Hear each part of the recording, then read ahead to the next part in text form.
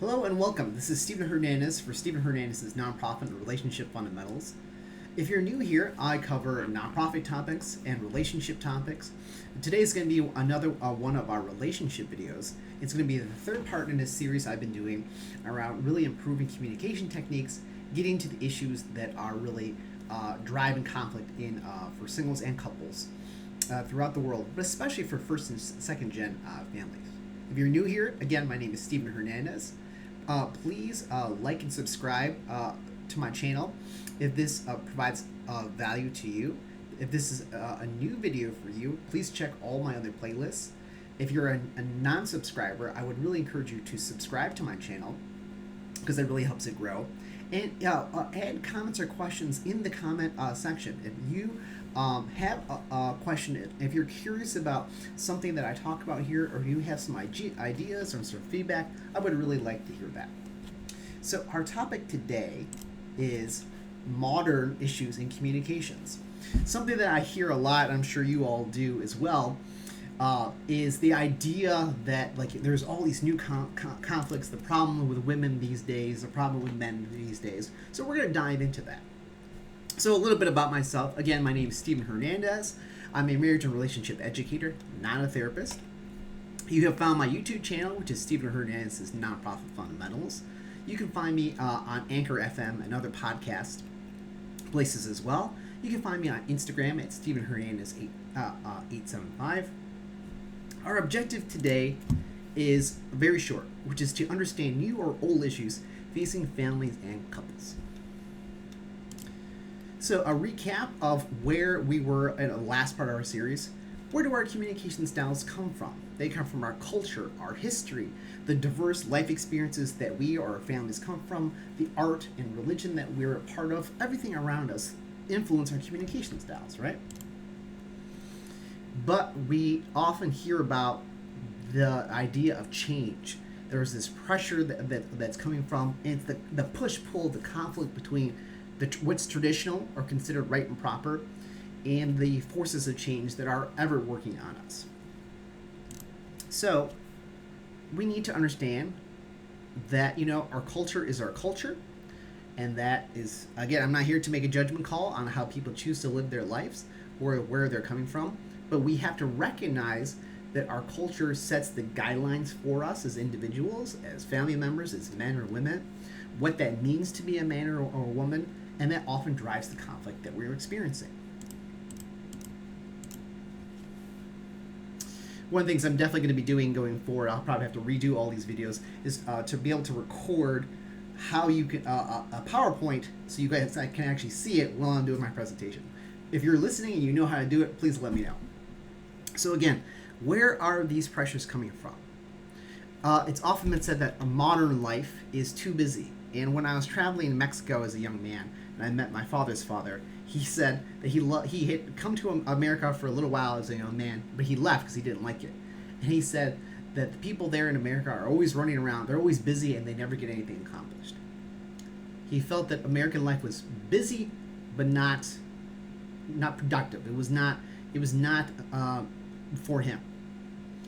Now again, real talk, we often hear that people are working more, they're more productive, but they are the money they have is worth less. They have less time to spend with their friends and their family, really focusing on their hobbies. These are really struggles that people have, that modern life is too busy. There are often generational conflicts that we really need to think about. Global changes. My family is from Mexico. I'm first generation. My wife is Arab American.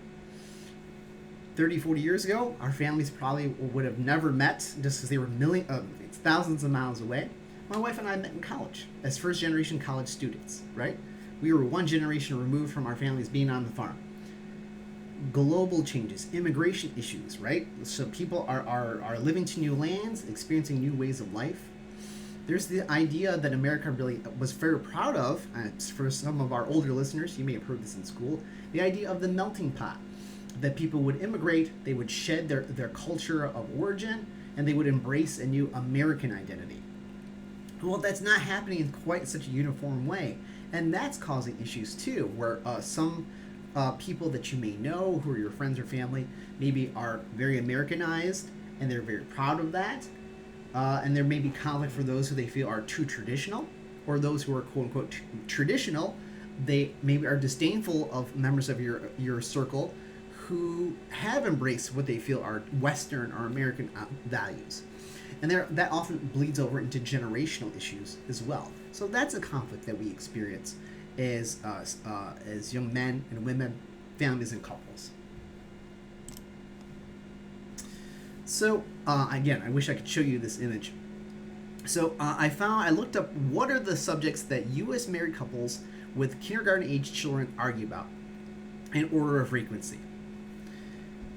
At the top is the chores and responsibilities. So again, probably like gender role issues, really. Money, children, being too tired for sex, spending leisure time together, in-laws, showing affection, religion, drinking, too much or not enough, and other women or men. And that's very uniform across the United States. Think about your own relationships, that of your own family. It's been my experience, having done this work throughout the country, the issues are always the same, always. But the order of importance that a certain community or group may assign them is slightly different. So let me know, what are the issues that you feel are most pressing in terms of conflict in the relationships that you've experienced or those that you know?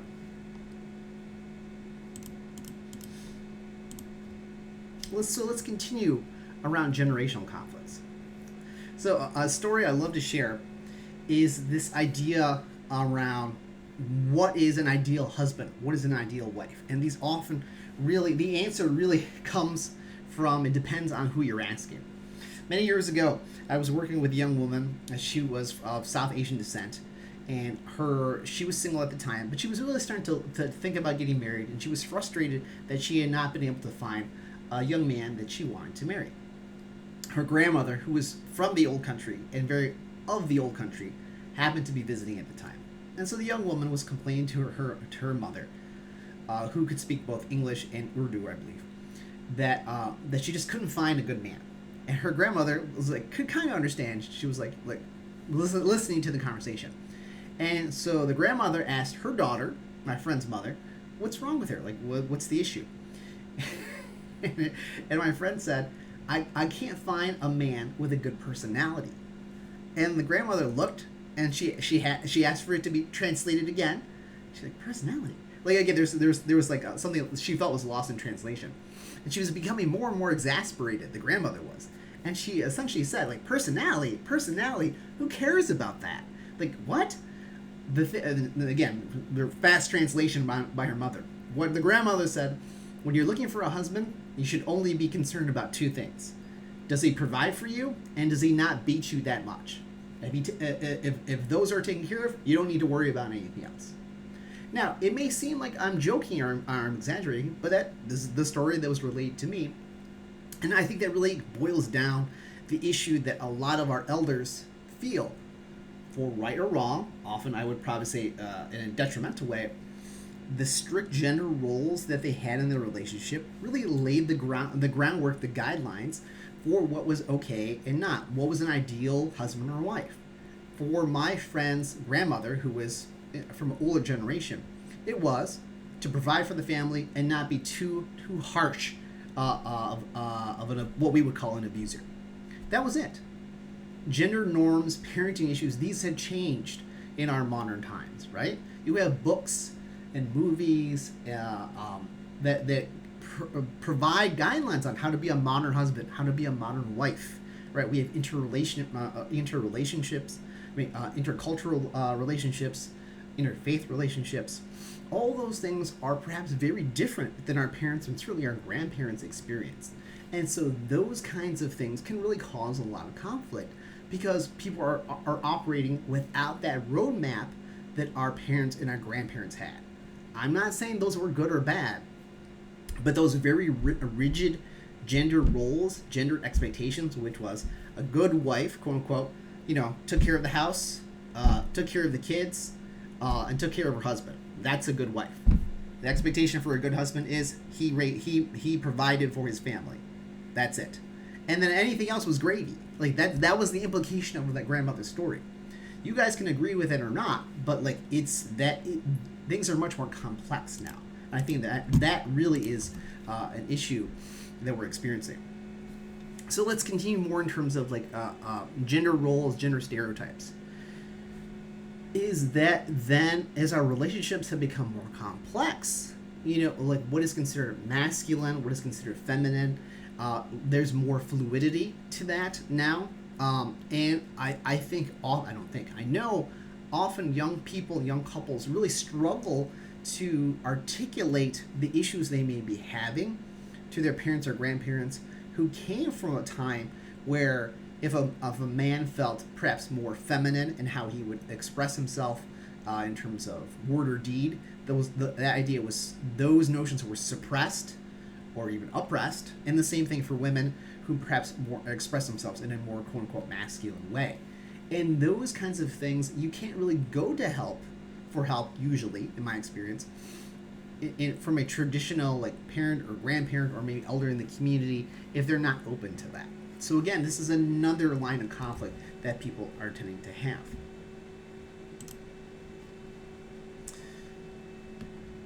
So, and again, something else that I'm sure for some of my young listeners you can appreciate, the idea of delaying marriage, delaying family, graduating with debt, and how your own culture may deal with that issue. So, how many of you, like, you've heard, from your parents or some of your grandparents, well, I got out of high school, and then I worked over the summer, and then I saved enough money to buy a house and buy a car.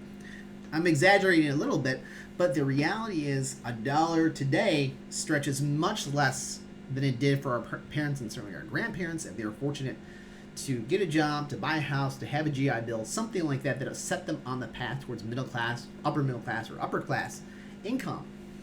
And that weight of student debt, the weight of delayed adolescence, really is also causing generational conflicts between young adults who feel that they're late into their 20s, maybe even early in their 30s, before they feel they have the emotional, economic, and social mobility to even consider getting married. Again, in the comments, let me know what is causing you to want to have marriage, serious relationships, or delay those things. And then think about gender roles in the modern economy. So many of us, maybe we grew up with a single family earner, and there was a lot of benefits to that, right? Like maybe our mothers generally could be home all the time with ourselves or our siblings. The standard of living that we want continues to rise. The amount of hours and income we need to earn to establish that standard of living continues to rise. But then what if you add the cultural expectation into that? I am Mexican, so the idea that I would stay home as a husband and be a stay-at-home dad is just not something that would compute in my very traditional Mexican upbringing. I'm not saying that's I'm not knocking any stay-at-home dads. I'm just saying like that's the culture that I came from, right? And that women now are often expected to be the primary breadwinner, but maybe they are also still expected by their partner or their in-laws to fulfill the traditional roles of a woman, right? But also for men too. Like, so on a personal level, my mother likes to give my dad a hard time because she says that he changed more diapers as a grandfather than he ever did as a father. It's just not, my father was very clear at the time he wasn't going to change diapers. That's not something he ever wanted to do. But it's different now that he's a grandfather, right? So even for husbands, their expectations are changing. So as we are wrapping up here, I wanted to express another story, which was, who will you cook for? And so this is for another true story, is something that I experienced this. And it was from a coworker of mine. And so I happened to be in an interesting situation where I worked for an organization. The mother was the head of the organization. Her mother, so the grandmother, was the volunteer coordinator, and their granddaughter was the bookkeeper. So it was very much a family affair. So the granddaughter came in, and she was very upset with her boyfriend at the time. And she flounced down, she threw her coat down. She's like, "Oh, I'm never going to get married. Men are the worst." And her grandmother, who was very, very traditional, a sweet little old lady, just like the most perfect, like a little old white lady that you could possibly imagine, she said with complete sincerity, "But who will you cook for?" Let me say that again. So the granddaughter came home and she was so mad, she was so devastated about the state of men in her life. And she said she didn't want to get married. And her grandmother's response was, "But who will you cook for?" What does this tell us? That in the grandmother's mind, her granddaughter could not be fulfilled, would not be a complete human being up until she had someone to cook for. Because in her mind, that was the role of a woman, to be fulfilled. You can agree or disagree. But again, this I think encapsulates the generational kind of issues that I think a lot of people are grappling with. And they may not be aware of that. Like, that is the expectation that the grandmother had. And she was very concerned for her granddaughter that she wouldn't have anyone to cook for her, and therefore she wouldn't be happy. So, as we're wrapping up here, our next session will be on birth order and how it affects you. And I just want you all to really kind of digest these. Let me know what's helpful, what's not. Let me know what things struck you, what things you felt were most relevant. Again, this is Steven Hernandez for Steven Hernandez's Nonprofit Fundamentals. I hope this was of use to you. Let me know in the comments. Thank you so much, as always, for stepping in to joining on my channel. I hope this was useful. Please give this video a like, subscribe if you're not, and certainly share the channel. Thank you so much and take care.